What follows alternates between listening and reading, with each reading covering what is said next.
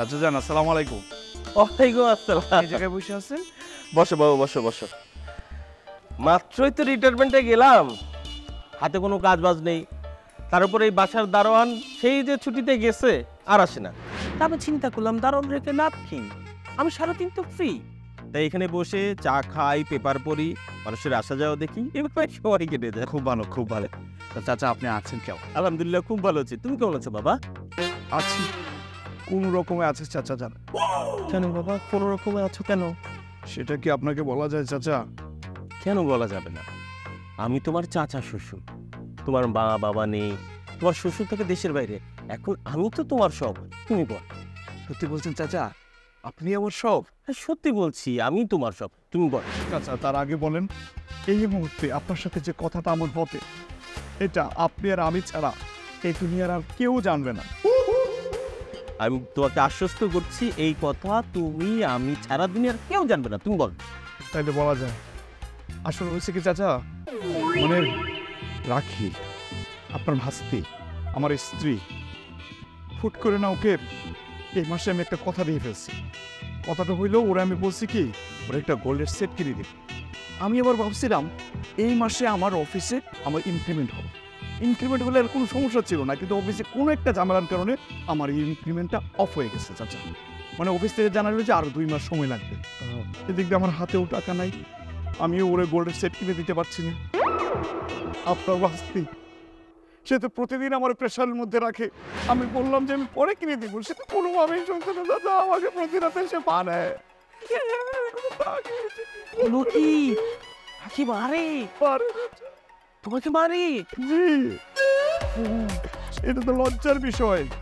সেই জন্য আমি চিন্তা করলাম আমি আর শ্বশুর বাড়িতে থাকবো না, চলে যাবো।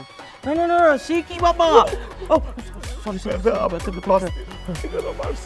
আচ্ছা ঠিক আছে, শোনো বাবা, এইসব কথা বলে না, তোমার কোনো সমস্যা নেই, আমি আছি তো।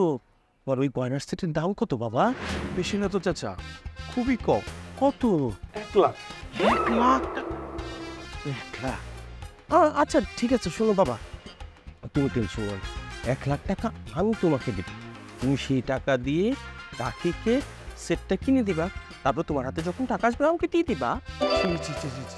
এটা কি বলবেন চাচা? আপনি সম্মানিত লোক, আমি আপনার কাছ থেকে কেন টাকা চাইবো? আমি টাকা চাওয়ার জন্য আসি নাই।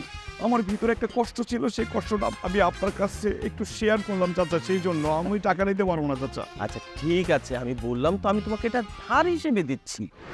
ওটাই তো সমস্যা চাচা।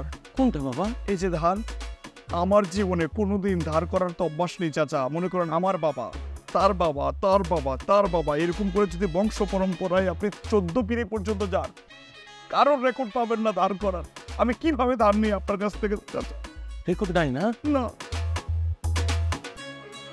রাখিকে তুমি স্বর্ণের সেটটা দিবা? জি। ওটা তো আমার ঘরেই আসবে, আমার মেয়ে না রাখি। সেটাই তো বলছি চাচা।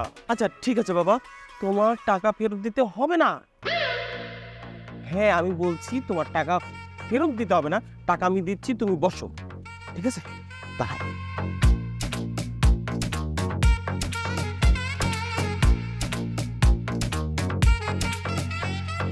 আসে না কেন? এই যে বাবা, এই না, এখানে পুরো 1 লাখ আছে, তুমি এখন যাবা রাখির গয়না নিয়ে রাখিকে উপর দিবা। চাচা, আমার চোখে আবারও পানি চলে আসতেছে। আজকে আমার বাবার কথা খুব মনে পড়তেছে চাচা। আমার বাবা যদি থাকতো আর আমি যদি টাকা চাইতাম, এরকম একটা বান্ডেল না, থাকলে আর একটা বান্ডেল দিত।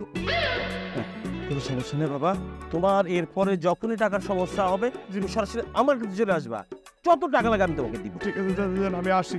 আসসালামু আলাইকুম। ওয়ালাইকুম আসসালাম। যাও বাবা যাও। যাই না? হ্যাঁ হ্যাঁ যাও যাও। ভালো একটা ছেলে, এই ছেলেটাকে রাখবো আরেই। ছি ছি ছি ছি ছি।